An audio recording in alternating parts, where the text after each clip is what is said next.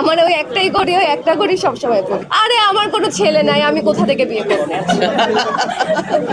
কারণ কোনো ছেলেই তো পাই না, আমি বিয়ে করবো কোথা থেকে? একটা ছেলে তো দরকার। খুব পছন্দ করেন এবং অনেক দামি দামি ঘড়ি কালেকশন আপনার কাছে আছে এবং আজকে একটি ঘড়ি পরে এসেছেন, খুব চমৎকার।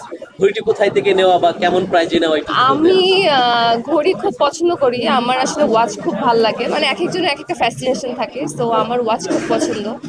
কিন্তু আমার অনেক কালেকশন যে আছে ওয়াচের, এটা ভুল। দামি দামি এত টাকা আমি পাবো কোথায় যে আমি এত দামি দামি ওয়াচ নেবো? একটা দুইটাই আমার টাকা দিয়ে কেনা। তো কারোকা বলতেছে ব্যাঙের ছাতার মধ্যে অ্যাওয়ার্ড প্রোগ্রাম বেড়ে গেছে, আসলে কি তাই মনে করে?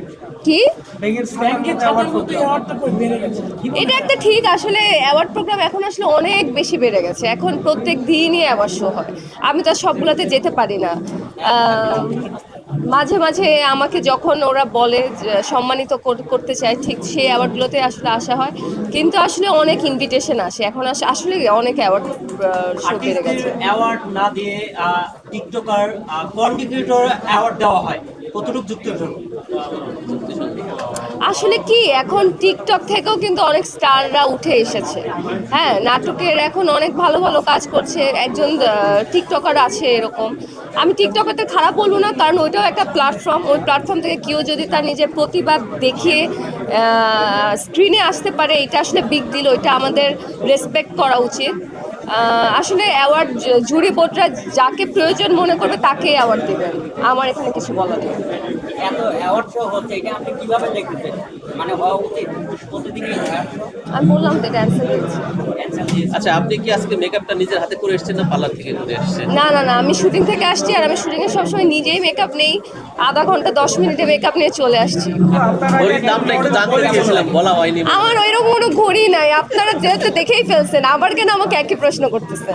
একটা আকর্ষণ তো থাকে কি দর্শকের। কেমন লাগে? আপনি তো অল টাইম ওয়েস্টার্নের উপরে থাকেন। না না না, আমি শুধু ওয়েস্টার্ন ড্রেসই পরি না, আমি কিন্তু তামিজ শাড়িও পরি। আমার শাড়ি খুব পছন্দ। আমার ফেসবুকে দেখবেন আমার শাড়ির অনেক সিম্পল সিম্পল লুকের ছবি আছে। শুধু আমাকে ওয়েস্টার্নে যে দেখেন, এটা কিন্তু ভুল। আমি শাড়ি পরে আসছি। আরে আমার কোনো ছেলে নাই, আমি কোথা থেকে বিয়ে করবো? কারণ কোনো ছেলেই তো পাই না, আমি বিয়ে করবো কোথা থেকে? একটা ছেলে তো দরকার। আচ্ছা, কোন জেলার ছেলে পছন্দ একটু বলেন, আমরা একটু প্রাইস কত? কি আপনার ঘড়িটা যেটা পরে আসছেন আজকে অ্যাওয়ার্ড অনুষ্ঠানে, একটা প্রাইস কত? দাম কেন বলবো? একটা অনুষ্ঠানে বলেছেন 22 থেকে 23 লাখ টাকার ঘড়ি আপনি ইউজ করেন। তাও তো আমি একবার বলেই দিয়েছি, আমি আর এটা রিস্ক। আজকেরটা কত? আজকের ঘড়ি আজকেও ওই একই ঘড়ি পড়ছে, আমার ওই একটাই ঘড়ি, ওই একটা ঘড়ি সবসময় পড়ি। একটা কোনটা কত লাখ টাকারটা? তিনি ভাড়া করে পরে আসেন অনেক কাপড়, আবার গিফটও পায়। আসলে আপনাকে না না, আমাকে কেউ গিফট দেওয়ার কেউ নাই, আমাকে কেউ গিফট দেয় না। আমি যা কিনি সব আমার নিজের টাকায় চেষ্টা করি ছোট ছোট করে। আমার আসলে আমার শখ আসলে খুব ব্র্যান্ডের, মানে ব্র্যান্ডের উপর আমার একটু ঝোঁক আছে। সো একটু ব্র্যান্ডের জিনিসপত্র কেনার চেষ্টা করি, যে একটু কিছু কাজ করে টাকা জমাই চেষ্টা করি যে একটা ঘড়ি কেনার বা ভালো একটা ড্রেস কেনার। যার যেটা শখ আসলে, এটা আমার শখ। এই ঘড়িটা কোন ব্র্যান্ডের একটু শুনি। এইটা নিয়ে আমি কথা আজকে না বলি, অনেক বলছি। আচ্ছা ঠিক আছে, আপনি তো বিয়ে করতে চান, আপনার পছন্দর ছেলের তালিকা যদি আসছে, কোন জেলার ছেলে পছন্দ?